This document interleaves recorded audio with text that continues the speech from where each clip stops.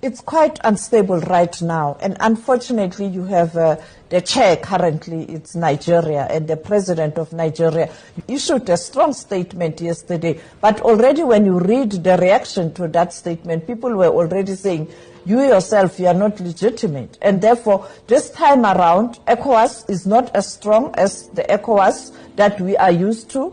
Very defamatory, and we will not take it.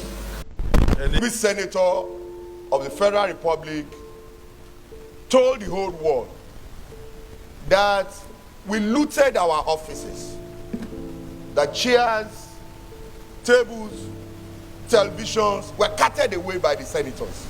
Your prayer is that let the poor breathe. And then Senator Mustafa has seconded that the poor should breathe. Those who are in support of the additional prayer that the poor should be allowed to breathe, say aye. And those who are against, say nay. The ayes have it, the poor must be allowed to breathe. Of course, that's how best they see us to be, laughing in the worst time ever. I'm sure the parliament in Canada, the parliament in Luxembourg, in Switzerland, in Norway, in the US, in China, would not be laughing right now because the country is in some form of turmoil. They should be declaring state of emergencies in a lot of the sectors and systems. But who are we, the most unfortunate people in the world, represented by those that are comedians, laughing at our situation, laughing at statements and connotations that seems to mock us and leave us in worse state than they even met us. Unfortunately, this same Senate would spend hours deliberating over an interview by one of theirs and how he, in quote, misrepresented them on national TV. Very defamatory, and we will not take it as a Senate. I equally serve in the 9th Senate, and I know that the content of that interview is false. The senator of the Federal Republic told the whole world that we looted our offices, that chairs, tables, televisions were carted away by the senators. I feel very strongly about this, and I believe my privileges have been breached. Whereas media all over the world are worried about what's happening in this country and in the continent, and of course the sub-region. And then the neighboring country of Niger, Mali, we've just seen now that the US there also have placed sanctions on some of the military officials. What does this all mean then for the ECOWAS region? It's quite unstable right now, and unfortunately you have the chair currently, it's Nigeria, and the president of Nigeria, you know, he's also facing a lot of pressure in his country in terms of how the election panned out in terms of the results. Some questioning the credibility of the elections. He issued a strong statement yesterday, but already when you read the reaction to that statement, people were already saying, you yourself, you are not legitimate. And therefore, this time around, ECOWAS is not as strong as the ECOWAS that we are used to. You'd recall when there were challenges in the region previously, they were quick to react and to respond, and there was that credibility because those who were speaking at that time, who were leading the regional body, had credibility. But right now, it's on a very shaky. A lot, you know. You can't just sit and watch TV, scroll through social media, and not be bothered. But it is Akpabio and his 10th Senate that will take us for a ride, that will insult our sensibilities and laugh over our predicament, because their friends and cronies have done all they could do to keep us in this bondage. And now that they are here, they will continue from there.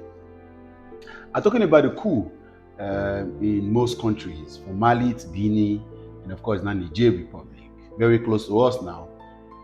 We should be worried. We should be worried. Remote causes of coup d'etat around Coup used to be very popular in the 20th century. But of course, political instability, socioeconomic problems, leadership, lack of trust and accountability, and a couple of other things necessitate the reason why coup became popular in the 20th century. And if we begin to see that African countries are now seeing the occurrence of coup again, then we should be worried. And one of it is the fact that the people are restive, young people are restive, they are angry, a lot of things are not changing. Nobody wants that, because anything that suspends fundamental human rights and suspends freedoms should not be accepted. But if we don't begin to do things that we are supposed to do, we are sitting on a keg of gunpowder. This country needs peace, but our leadership currently seem not to know what to do. But they are laughing. Let them go, please. May God help Nigeria. Share this video and let it go around. Very defamatory, and we will not take it as a Senate. I equally serve in the 9th Senate, and I know that the content of that interview is false. And I support what my colleague has said. Whoever it is should publicly apologize. And if he is here, he should stand up and apologize. Otherwise, we will refer this matter to the Ethics and Privileges Committee. To discuss this matter, I so move. The Senator of the Federal Republic told the whole world that we looted our offices, that chairs, tables, televisions were carted away by the senators. I feel very strongly about this, and I believe my privileges have been breached.